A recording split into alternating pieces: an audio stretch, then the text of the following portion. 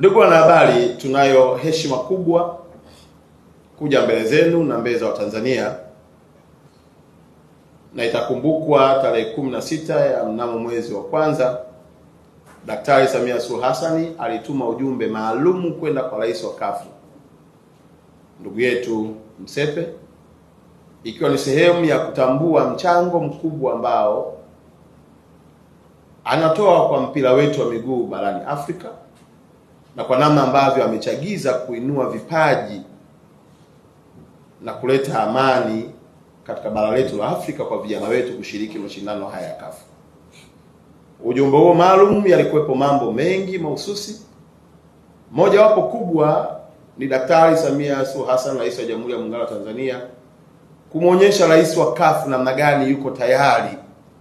kuwekeza kwa gharama yoyote kuhakikisha kwamba Tanzania ina image kwa giant of football Africa na ikiwezekana duniani. Mashirikiano haya yalitupa nafasi ya kukutana na rais wa mpira wa shirikisho letu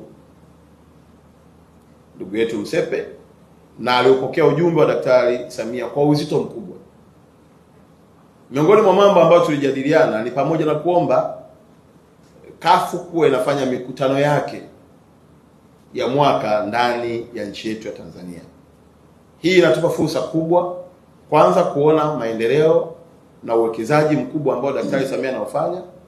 na hivi karibuni mtaona kwa takwimu ya hivi viwanja vinavyojengwa Arusha, Dodoma, hapa mabadiliko ya Dar es Salaam, hivi viwanja vya mazoezi takriban almost tunaongelea trilioni 1.276, na hapo hatujaongelea miundombinu inayokwenda kuzunguka hivyo viwanja kuwezesha mashabiki na wachezaji kuingia katika maeneo haya muhimu.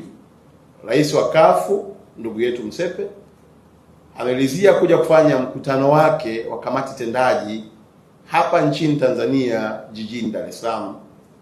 na leo tunavyoongea tarehe 9 timu yake ya secretariat inaanza kuingia katika jiji letu la Dar es Salaam na tarehe 10, na mkutano wao huu utafanyika tarehe 13 hapa jijini Dar es Salaam katika ukumbi wa Hayati. Tumeona tuwape habari hizi njema kwa sababu ni fursa kubwa, lakini pia ni diplomasia iliyojengwa na Daktari Samia Suluhu Hassan na kuiwezesha Afrika kuiona Tanzania ni moja ya nchi salama na yenye mchango mkubwa katika sekta ya mpira wa miguu, na kufikia hatua ya kuamua kuja kufanya mkutano wao wa kamati tendaji katika mji wetu wa Dar es Salaam, ikiwa ni sehemu ya utendaji na upitiaji wa mambo yao na mipango yote ya michezo ya Afrika nzima kwa mwaka 2026. Habari hizi ni njema kwa sababu pia viongozi hawa watapata nafasi ya kupata taarifa ya maendeleo tulionayo na hatimaye kutoa kauli juu ya nini kitaendelea kufanyika ndani ya nchi yetu ya Tanzania.